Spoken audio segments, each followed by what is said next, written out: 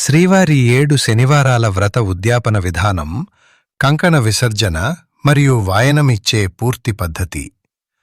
Om Namo Venkatesaya. The Puranic path channel వీక్షకులకు మరియు శ్రీవారి భక్తులందరికీ నమస్కారం.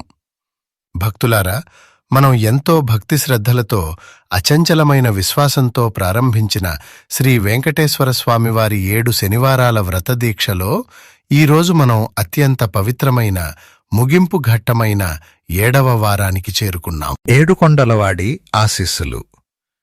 దయ ఉంటే తప్ప ఏ భక్తుడు ఈ 7వ వారం వరకు ఎటువంటి ఆటంకాలు లేకుండా చేరుకోలేడు. ఈరోజు మనం ఉద్యాపన అంటే వ్రతాన్ని శాస్త్రోక్తంగా ముగించడం చేయబోతున్నాం.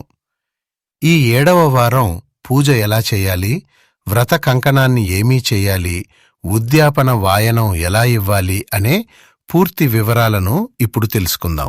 ఈ 7వ శనివారం రోజున కూడా యథావిధిగా బ్రహ్మ ముహూర్తంలో నిద్రలేచి తలస్నానం ఆచరించి పసుపు రంగు వస్త్రాలు ధరించాలి. ఇల్లు, పూజాగది శుభ్రం చేసుకుని స్వామివారి పటాన్ని పూలతో సర్వాంగ సుందరంగా అలంకరించుకోవాలి. ఈ వారం ఉద్యాపన కాబట్టి వీలును బట్టి స్వామి పటం ముందు ఒక చిన్న కలశాన్ని ఏర్పాటు చేసుకుంటే చాలా మంచిది. ప్రతివారంలాగానే స్వచ్ఛమైన బియ్యపిండి, ఆవుపాలు, కొద్దిగా బెల్లం కలిపి ఒక అందమైన పిండి ప్రమిదను తయారు చేసుకుని అందులో ఆవు నెయ్యి వేసి తూర్పు ముఖంగా లేదా ఉత్తరముఖంగా దీపాన్ని సిద్ధం చేసుకోవాలి. ముందుగా విఘ్నాలను తొలగించే వినాయకుడిని ప్రార్థించి ఆ తర్వాత వెంకటేశ్వర అష్టోత్తర శతనామావళిని చదువుతూ తులసి దళాలతో, పూలతో స్వామిని పూజించాలి. అష్టోత్తరం పూర్తయ్యాక భక్తిగా పిండి దీపాన్ని వెలిగించాలి. 7 వారాల పాటు మీకు ఎటువంటి ఆటంకం లేకుండా వ్రతాన్ని పూర్తి చేసే శక్తినిచ్చినందుకు ఆ స్వామికి 2 చేతులు జోడించి మనస్ఫూర్తిగా కృతజ్ఞతలు చెప్పుకోవాలి.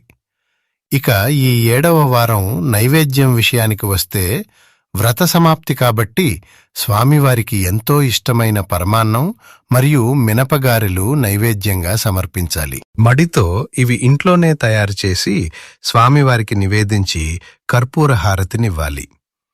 హారతి అనంతరం ఈ 7వ వారం మనం వ్రత ఫలశ్రుతిని తెలిపే ఒక అద్భుతమైన స్థల పురాణ కథను చెప్పుకుందాం. వెంకటేశ్వర స్వామి 7 శనివారాల వ్రతం చేస్తే శని దోషాలు, కష్టాలు ఎందుకు తొలగిపోతాయో ఈ కథ స్పష్టంగా చెబుతుంది. సృష్టిలో ప్రతి ఒక్కరూ కర్మఫలాన్ని, కాల నియమాలను అనుభవించాల్సిందే. వైకుంఠం నుండి భూమి మీదకు మానవ రూపంలో వచ్చిన శ్రీనివాసుడు కూడా తాను సృష్టించిన సృష్టి ధర్మాన్ని గౌరవించాలనుకున్నాడు. అంతేకాకుండా పద్మావతి అమ్మవారి వివాహం కోసం కుబేరుని వద్ద చేసిన అప్పు భారం కూడా స్వామివారిపై ఉంది. ఈ క్రమంలోనే ఆ 7 కొండలవాడికి కూడా ఏలినాటి శని పట్టే సమయం వస్తుంది. అప్పుడు నవగ్రహాలలో ఒకరైన శనీశ్వరుడు స్వామివారి దగ్గరకు వచ్చి, ప్రభూ, సృష్టి ధర్మాన్ని అనుసరించి నేను మిమ్మల్ని 7.5 సంవత్సరాల పాటు పట్టుకోవాలి అని వినయంగా అడుగుతాడు. అప్పుడు శ్రీనివాసుడు చిరునవ్వుతో, నేను కలియుగంలో భక్తుల కష్టాలు తీర్చడం కోసం ఈ భూమి మీద ఉన్నాను. నువ్వు నన్ను 7.5 ఏళ్లు పట్టుకుంటే నా భక్తులను ఎవరు కాపాడుతారు అని అడుగుతారు. అప్పుడు స్వామివారు, శనీశ్వరుడు ఇద్దరూ మాట్లాడుకుని ఆ 7.5 ఏళ్ల కాలాన్ని 7.5 నెలలుగా, ఆ తర్వాత 7.5 రోజులుగా, చివరగా 7.5 ఘడియల కాలానికి కుదిస్తారు. సృష్టి ధర్మాన్ని గౌరవిస్తూ ఆ కొద్ది సమయం పాటు స్వామివారు శనీశ్వరుడిని తన శిరస్సుపై ఉండనిస్తారు. ఆ 7.5 ఘడియల సమయం ముగిసిన తర్వాత శనీశ్వరుడు కిందకు దిగి స్వామిని కీర్తిస్తాడు. అప్పుడు శ్రీనివాసుడు సంతోషించి, శనీశ్వరా, నీ విధి నిర్వహణ పట్ల నాకు ఆనందం కలిగింది. అందుకే ఇకపై నీ పేరు మీదుగా ఉన్న శనివారం నాకు అత్యంత ప్రీతిపాత్రమైన రోజుగా మారుతుంది. ఎవరైతే ఈ శనివారం నాడు నన్ను ఆశ్రయించి భక్తితో ఈ 7 శనివారాల వ్రతాన్ని చేస్తారో వారి దరిదాపుల్లోకి కూడా నువ్వు వెళ్లకూడదు, వారిని ఎన్నటికీ పీడించకూడదు అని వరమిస్తాడు. అందుకే భక్తులారా, ఈ కథ ద్వారా మనకు అర్థమయ్యేది ఏమిటంటే, ఎవరి జాతకంలో అయితే శని దోషాలు, కష్టాలు, అప్పుల బాధలు ఉంటాయో వారు ఎటువంటి భయం లేకుండా ఈ వ్రతాన్ని ఆచరిస్తే సాక్షాత్తు ఆ శ్రీనివాసుడి అభయం వల్ల శని ప్రభావం పూర్తిగా తొలగిపోయి ప్రశాంత జీవితం లభిస్తుంది. ఈ కథ విన్న తర్వాత మనం క్షమాపణ మంత్రం పఠించాలి. ఈ 7 వారాల పాటు పూజలో మనకు తెలియక ఏవైనా తప్పులు జరిగి ఉంటే క్షమించమని, మంత్రహీనం క్రియాహీనం భక్తిహీనం జనార్దనన్ యత్పూజితం మయా దేవ పరిపూర్ణం తదస్తుతే అని చదువుకుని అక్షతలను స్వామి పాదాలపై వేసి ఆ తర్వాత మీ తల మీద వేసుకోవాలి. ఇక వ్రత సమాప్తి పూజ ముగిసిన తర్వాత మీ కుడి చేతికి ఉన్న వ్రత కంకణాన్ని విప్పేసి స్వామివారి పటం దగ్గర ఉంచాలి, లేదా ఏదైనా పచ్చని చెట్టుకు కట్టేయాలి.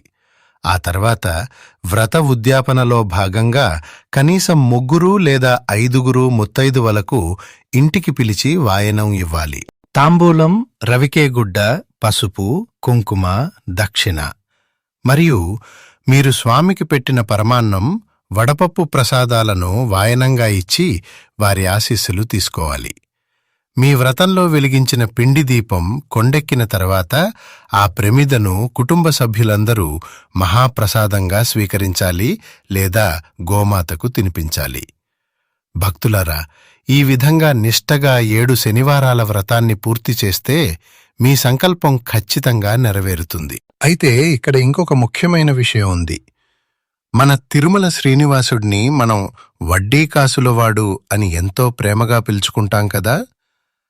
మనం 7 వారాల వ్రతం ముగించినప్పటికీ స్వామి మీద ఉన్న అపారమైన ప్రేమతో, కృతజ్ఞతతో 8వ వారాన్ని వడ్డీ వారంగా ఆచరించటం అనేది ఎంతో విశేషమైన, అద్భుతమైన సంప్రదాయం.